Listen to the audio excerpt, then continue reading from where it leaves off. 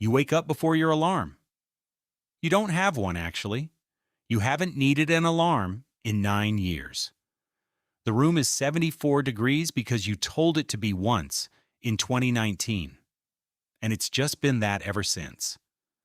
Somewhere below you, in a kitchen you've visited maybe 11 times, someone is already making the exact coffee you like. Not because you asked today, because you asked once, and someone wrote it down, and now it just happens. This is a normal Tuesday for you. Because today, in this video, you are a trillionaire, not a billionaire. We've covered those. They're basically middle management now. A trillionaire. A person worth $1,000 billion.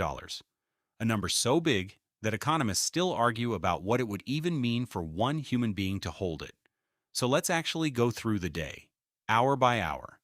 Because the fantasy version, yachts, jets, shopping sprees, that's not even close to what this life is. The real version is stranger, quieter, and honestly, a little bit terrifying. Here's the thing nobody tells you about being worth $1 trillion. You almost never touch any of it. Not literally. You will go months without a single transaction with your name on it. No swiped card, no signed check. Somewhere between rich and trillionaire, money stops being a thing you spend and becomes a thing you are. It becomes a force field around you, moving things into place before you arrive. So today isn't about what you buy. It's about what your money does without you and what that starts doing to you. 7:12 a.m. You haven't gotten out of bed yet, and you've already made more than most people make in a year. Markets opened in Asia 6 hours ago. Your holdings moved. Nobody rang a bell. There was no ceremony. A basket of companies you technically own pieces of, real estate funds, shipping routes, a chunk of the servers half the internet runs on, shifted in value while you were asleep, and the number attached to your name changed by an amount that would change a stranger's entire life. You don't check it. You stopped checking daily years ago. When your net worth moves 8 figures before breakfast, checking stops meaning anything. Here's a phrase that becomes normal at this level: paper wealth. Almost none of $1 trillion is cash sitting in an account. It's ownership, shares, land, patents, stakes in companies that don't even have public names yet. You are less a person with money and more a person who is a very, very large financial instrument. You get dressed. Somewhere in a building you've never visited, 41 people spent yesterday making sure this morning goes smoothly. A team manages your calendar. A team manages the team that manages your calendar. There's a person whose entire job is anticipating problems you will never know existed, because they were solved before you woke up. This is the part people romanticize. Must be nice. And sure, it is. But notice what's actually happening. You're not making decisions anymore.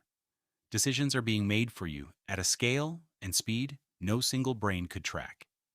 You've built a machine that runs your life so efficiently that your own judgment has become, in some rooms, optional. Rhetorical question: when was the last time you told someone no, and they actually said no back for you? Try to remember. It's been a while. Let's pause the scene for a second, because the how here matters more than the what. Nobody accumulates $1 trillion by saving a paycheck, or 1,000 paychecks, or 1,000,000. At this scale, wealth stops growing by addition and starts growing by compounding. Money, making money, doubling on itself faster than any human effort could. To get here, realistically, you'd need to own something close to a monopoly, a company, a resource, an entire layer of infrastructure the rest of the world quietly depends on. Think less founded a nice business, and more own the roads everyone else's business drives on. You'd need decades of reinvestment instead of spending. You'd need your wealth to be almost entirely untaxed as income, because income is what gets taxed. And you don't take a salary.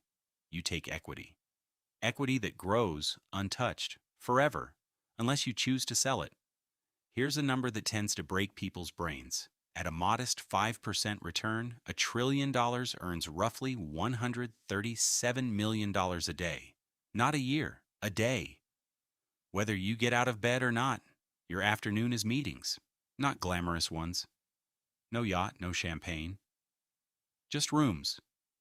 People flying in from 4 continents to spend 11 minutes with you, because 11 minutes of your attention might be worth more to their company than a year of anyone else's. Everyone in these rooms is polite. Everyone agrees with you a suspicious amount. This is where the loneliness starts creeping in. Most of the people around you are paid, directly or indirectly, by you. Their opinions have a strange gravity toward whatever you already think. Somewhere in your first few 100 million, disagreement started getting expensive for other people. So it got rare. You built an empire designed to remove friction from your life, and it worked so well that it quietly removed honesty along with it. Okay, let's give the fantasy its moment, because it's real too. You fly private, obviously, on something closer to a small hotel than a jet. You could buy a Bombardier Global 8000 the way most people buy a car, and still not notice it on a balance sheet. If you wanted a watch, you wouldn't shop. Someone would bring you 3 and you'd pick the one that felt right, the way you'd pick a pen. Real estate stops being houses and starts being positions. A place in Aspen, a place in the Maldives, a place you've been to twice, held mostly because owning land in enough places means you're never fully anywhere and never fully found. It is undeniably an extraordinary life. It is also, very quietly, a cage built out of your own convenience. Let's take a breath, because here's the part that doesn't make the highlight reel. First, you are never, ever truly off the clock. At $1 trillion, you're not a person anymore in most rooms. You're a category, a market mover, a geopolitical variable. Governments track what you do. Competitors wargame your next move. You stopped being able to have a truly private opinion around the same time you stopped being able to have a truly private life. Second, your wealth is a target, not a shield. Security isn't a luxury at this level, it's a permanent condition.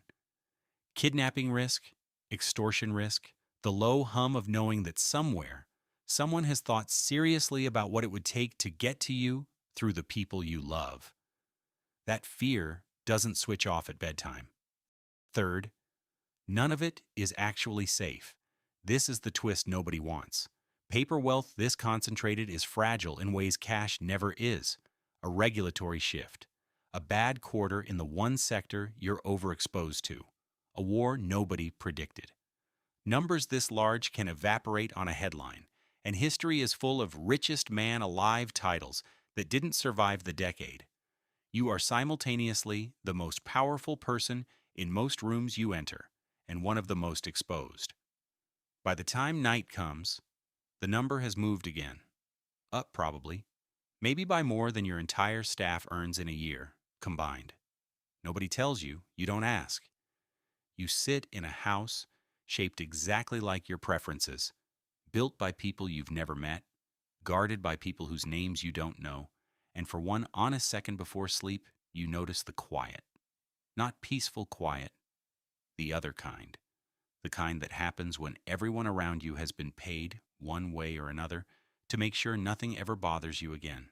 So, back to that alarm you don't need. You wake up before it every day, not because you're disciplined, but because your body forgot it was ever allowed to need one. Somewhere below you, someone's already making the coffee. Would you actually want this? Not the yacht, not the watch, the quiet, the version where you never hear no again, where every room agrees with you before you finish the sentence, where the only thing that can hurt you is a headline you didn't see coming. That's the real question $1 trillion asks you. Most people never have to answer it.